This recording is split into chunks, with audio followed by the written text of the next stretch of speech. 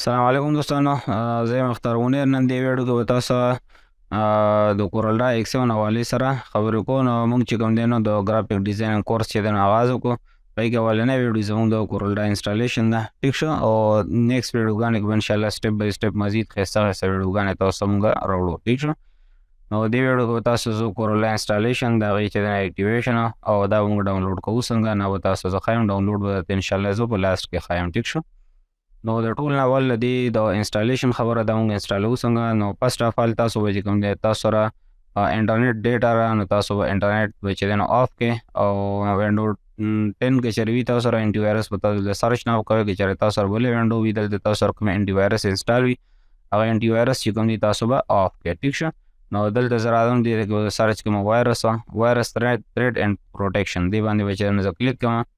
دلته تاسو کولی شئ مینیج سیټینګز، په دې باندې به چې موږ کلیک کوو. د ریل ټایم پروټیکشن چې کوم دی دا موږ سره آن دی، دا به دلته موږ آف کړو او دا به موږ یس باندې کلیک کړو، ټیک شو.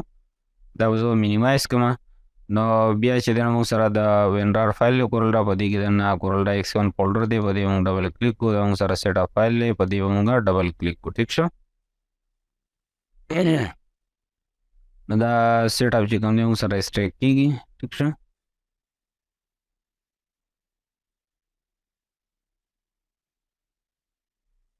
اوس موږ سره سیټ اپ چې کوم دی نو رننګ روان شي. دا انسټالیشن چې زموږ کوم دی د CorelDRAW X7 64 بیټ، ټیک شو. 64 بیټ انسټالیشن سیټ اپ فایل دی، دا موږ سره دا چې دی نو اوس رن کېږي، ټیک شو.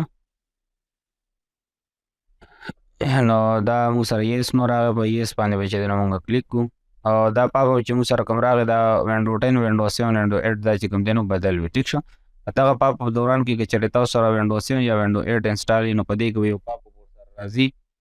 نو په هغې پاپ اپ چې تاسو کلیک کړئ، نو الاو به وي لاندې، په الاو به تاسو کلیک کړئ، نو دې نیکسټ سټپ ته به راشي. وینډو 10 کې چونکې دا پې نه راځي، ټیک شو. دلته آی ایکسپټ باندې موږ کلیک کړو، دا موږ نیکسټ کړو، ټیک شو. بیا به دا موږ نیکسټ کړو. دلته نه کسټم انسټالیشن، باقي دا سافټویر ته زما ضرورت نشته، دا به چې دلته نه زه انچیک کړم. که چېرې ستاسو ضرورت ورته وي نو تاسو یې چیک وساتئ. زه صرف CorelDRAW انسټالوم، دا به بیا چې زه نیکسټ کړم. بیا نیکسټ او الو پروډکټ اپډیټس دا به موږ انچی کړو دلته نه، بیا به موږ نیکسټ کړو او انسټال ناو، ټیک شو. نو دا زموږ انسټالیشن چې کوم دی نو سټارټ شو. انسټالیشن چې ختم شي بیا تاسو زه واپس راځم. دا تاسو کولی شئ زموږ انسټالیشن چې کوم دی نو ختم شو. دلته فاینلي موږ فینش باندې موږ کلیک کړو، ټیک شو. اوس په چې دی نو موږ خپل CorelDRAW چې کوم شارټکټ موږ سره ډیسکټاپ باندې جوړ شو، په دې به ډبل موږ کلیک کړو، دا به موږ کولاو کړو، ټیک شو. دلته نه موږ کنټینیو باندې به کلیک کړو، ټیک شو. او رجسټر لیټر باندې کلیک کړو، بیا موږ کنټینیو کړو.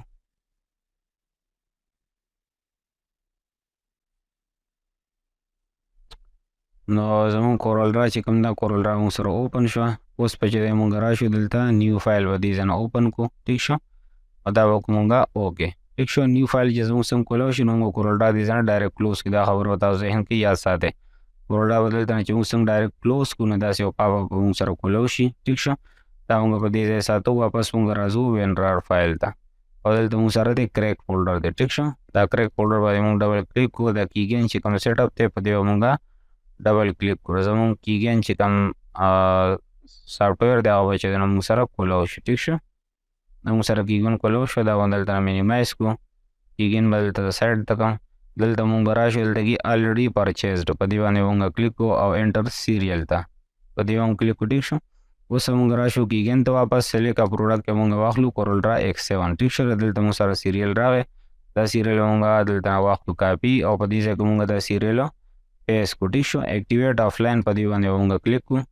اوس موږ سره راغی انسټالیشن کوډ، دا انسټالیشن کوډ موږ دلته کې ټایپ کړو، ټیک شو. دا کاپي کېږي نه، یو کاپي کېږي، خو بس دې نه ټایپ کول چې دی نو غوره دي. دا موږ دلته ټایپ کړو XFRW GN 35 TT 59 7 BBX KVPW، ټیک شو.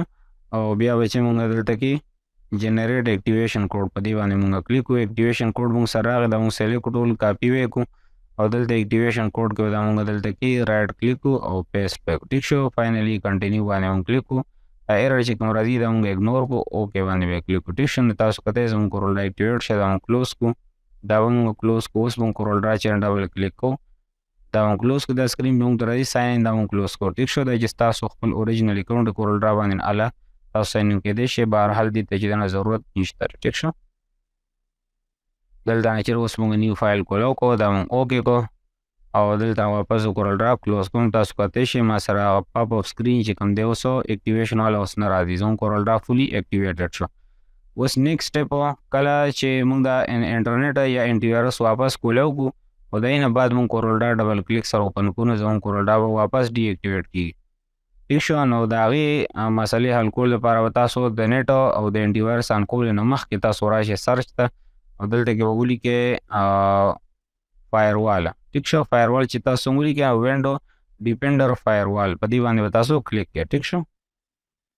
دلته کې ایډوانس سیټینګ دې باندې به تاسو کلیک کړئ.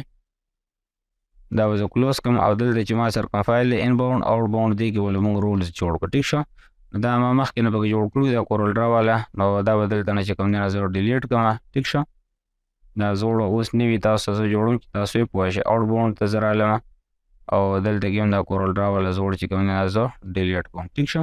اوس واپس زه راځم ان باونډ رول ته او دلته کې نیو رول په دې باندې به چې کلیک کوم. دلته پروګرام سلیکټ دي. دلته دا مونږ نیکسټ کو بیا په براوز باندې ورشو.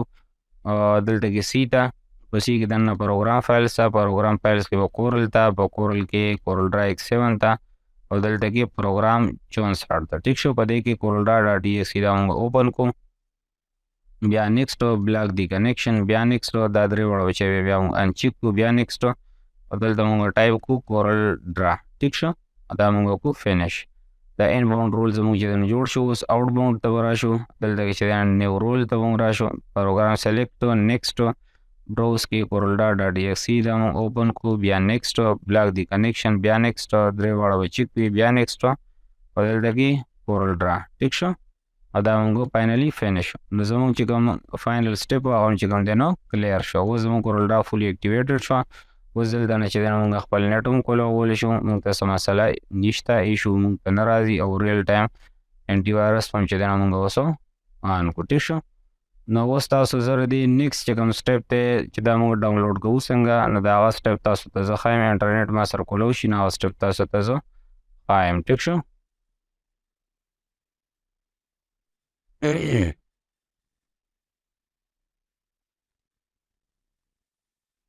ما سره انټرنیټ کولو شي. دلته مونږ راشو ګوګل کروم ته. ټیک شو.